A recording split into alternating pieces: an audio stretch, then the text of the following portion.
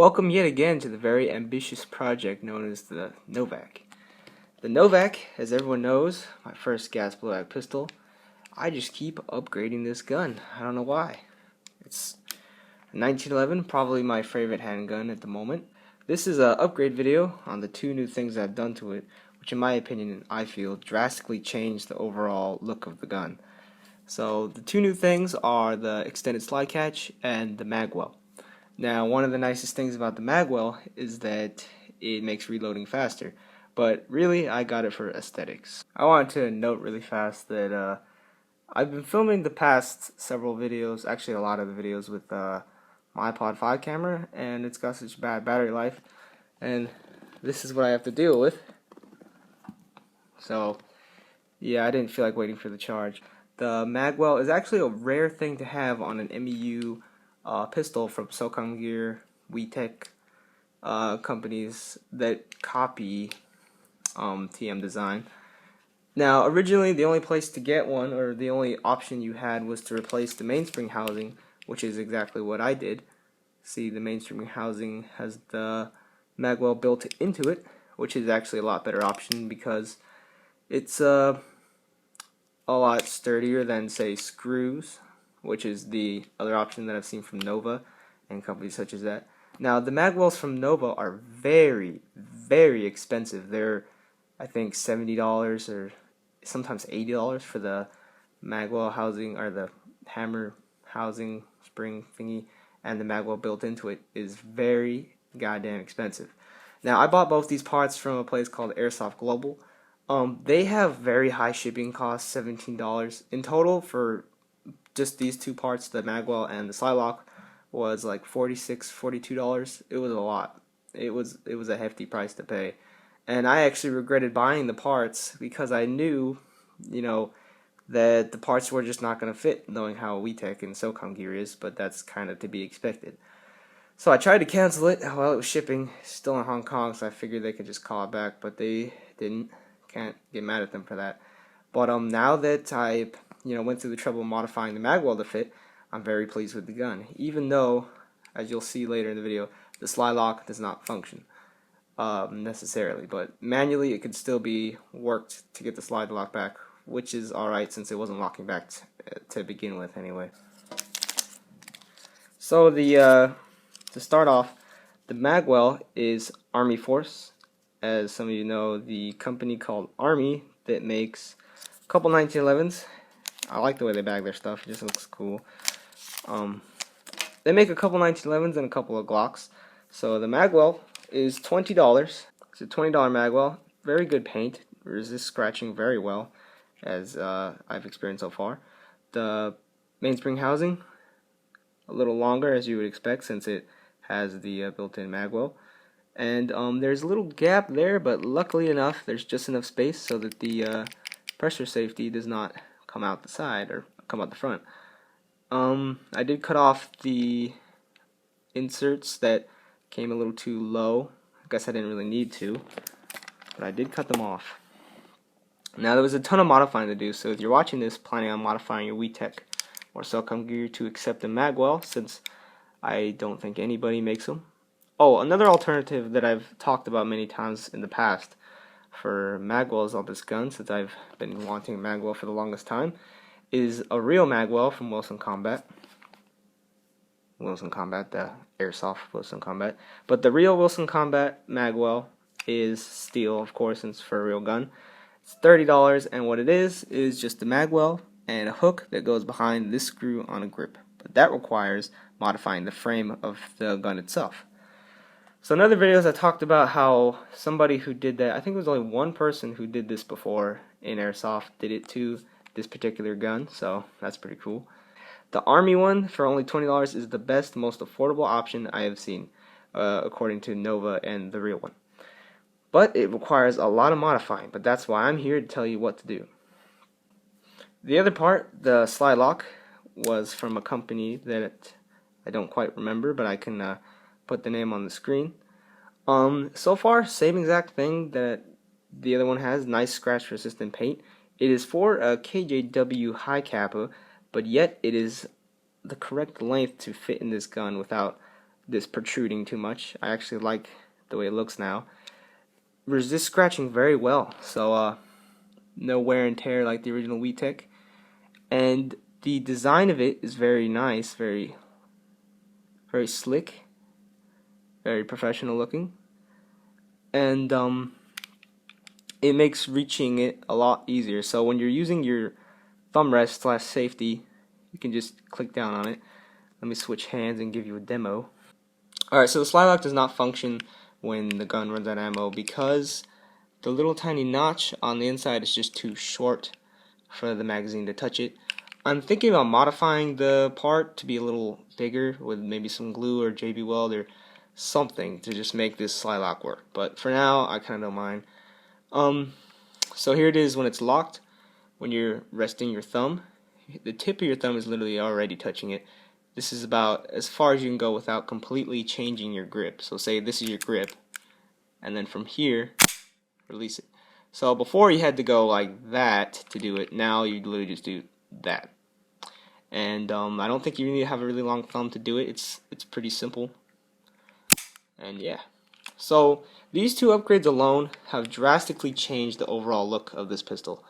I'd say it kind of looks a bit high cappy now that it has a bigger thing on the bottom, and the new slide lock makes it look very cool. So these are all upgrades that I have planned to do to it, and there was going to be a new garter trigger where this part wouldn't be smooth, it would be serrated with an adjustable trigger pull screw, but the price went well above 50 when I added that to the cart, so that's going to be a future upgrade, probably one of the last ones unless I do internals. And it looks a lot like a race pistol now with these upgrades. So this gun, originally, I'll go over everything that's pretty much changed to just fill everyone in. It had, I got them right here. This is the Novak parts box. It had these ambidextrous safeties, MEU style. They were very thin in comparison to the new high cap ones. This is the right side high cap replacement. See how thick it is, but I don't use the right side no more because the arm was too short to go into the grip. So those were the old safeties. Now I have just one high cap safety on the left that I use as a thumb rest sometimes, and it functions. It took some modifying to the top and to the inside for this to fit, and I do not use the right side safety. Other change: magazine release button broke, replaced. Pierce, no, they're not Pierce, they're groove grips from Amazon. There'll be links to all the parts. Obviously, slide catch and magwell and mainspring housing have changed. The hammer broke, replacement WeTech Colt 1911 hammer, modified to fit MEU by grinding off the tail of it, so it will fit into the beaver tail extension. Placement firing pin pretty much, even though these just have simulated firing pins. I retapped it and put in a new screw. The hop-up rubber is Garter 70% silicone strength, I guess. And it has the Future Energy recoil rod, which said was steel, but it's not, unless it's a crappy steel because the magnet does not stick to it. And AIP, or is it AIP? I think it's, yeah, it's AIP 120% enhanced recoil spring, not the hammer one because that was really weak. These are for high caps. So the spring has been replaced, so it's a lot better. Doesn't rattle as much as the original WeTechs do, and it is a lot better recoil, and it slams farther, harder, a lot better. So as you just caught a glimpse, the AIP Army International spring, Army magwell, Garter hop-up, recoil rod from Future Energy, Element magazine release, Mad Bull Punisher compensator, which you should have saw some shooting and some gun porn of, and these are the original parts. Original mainspring housing I put back in. Old hammer combat style, This is the old slide catch and a new silver mag that I had to move some of the internals around from the original mag, which is right here, the original Wilson Combat mag. I switched the base plates because this one has a mag bumper and it says Wilson Combat, since it is the original one. This is what it looks like in the gun. I thought it would protrude out, but I think the overall look of this is pretty cool. And it's probably best if you have a magwell to use magazines and mag bumpers, because without them they're pretty far in there. So if you just if you're reloading it and you pretty much did that with your hand, the magazine wouldn't go in all the way. It'd go about that far in, and you have to stick your thumb in and get it all the way in. So yeah, that is what's up with the mainspring housing. Now I'm going to take apart the gun and show you everything that was modified to the Army part to get it to fit. It was a lot. It took me about maybe 3 to 4 hours with just hand tools. It was a lot of these little guys, jeweler's files, and then some big stuff got in the way, so I had to go get bigger files. The magazine itself, I thought that if I doubled up on springs, so I took 2 springs, one from the broken mag, and put 2 of them in here, so now the spring is super duper stiff. One goes down to there.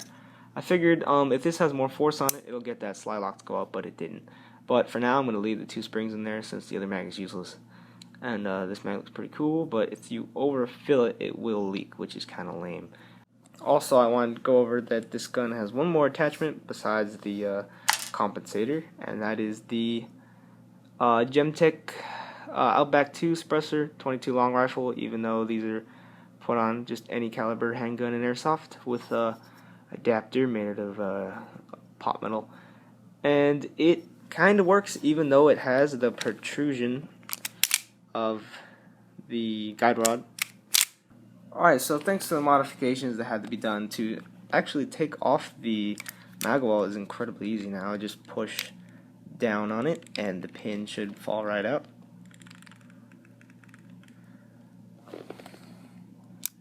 Yep, there it goes. Alright. This is not a problem while shooting it. It is kept in place, or it's kept from falling out by the pressure of the hammer spring, so it won't fall out. So here is the actual piece, and as you can tell by anything that's silver, that was anything that needed to be modified. So yeah, the hammer spring and this little tiny gold piece is from the old hammer spring, so they're compatible. Okay, so first things first, I should probably pull out the old one for comparison. So first thing, these things, you can tell how long they are, and they're kind of skinny. So on here, they're silver now because they were filed down. They had to be thinner and shorter. I mean, like cut down and then cut on the sides in order to fit into these alignment grooves on the bottom. So take care of that. Make sure they are as close as you can get to these ones. After that, this part is sticking out too far, and it has to be filed down until it ends up looking about that big. And just keep putting it in the gun over and over and over after each time you file the shit out of it, which is what I did, until it finally fits. Also, this hole, which gave me about an hour of problem, is not the same size as this hole, so you have to drill, or put like a drill bit into the hole and then force the drill up until it grinds some more space upwards so that it will align with that hole. And that is why the pin comes out so easy, because it was a lot of drilling that happened to it. After that, the magazine will not go in. So as you can tell from these little triangle looking things on the, take the file and pretty much just grind down in the back along these edges, and then just once you have it on the gun and the mag won't go in, just cut it, just file it along the whole square along this so that it gets about the right size. So the mag wouldn't go in at all. Now it goes in smooth as butter and everything works just fine. So it can be done, the Army mainspring housing with magwell, and it is the cheapest $20 alternative to getting magwell on MEU Socom WeTech. And I think that was meant for a high cap. But the thing that I have a lot of problems with is that almost every replacement in 1911 based on TM that's not TM. So KJ, We, Socom, Army, all those clones, all the parts they make for them are usually for high kappas. So any high kappa part is either too long or needs to be incredibly modified to fit into MEU. So us with MEU clones are pretty shit out of luck unless you know how to file things. And I have wasted money on parts before, so yeah. This is the custom Novak. It's the Wilson Combat CQB Elite by Socom Gear, but I just nicknamed it Novak because I thought it was a Novak Next. So I hope you've enjoyed the Novak project. I know I am. I've had it for several years now. It's my first gas pullout gun, and it still shoots. Can't say that with full confidence, though. I've said this before because the parts need to be replaced. So I hope you enjoyed the custom gun. And there will be links in the description to most of the parts if I can find them all. So I hope you've enjoyed, and stay tuned for, well, actually there aren't any more airsoft things going on, but during the winter we will do FN 2000 versus F 2000, I think. So stay tuned.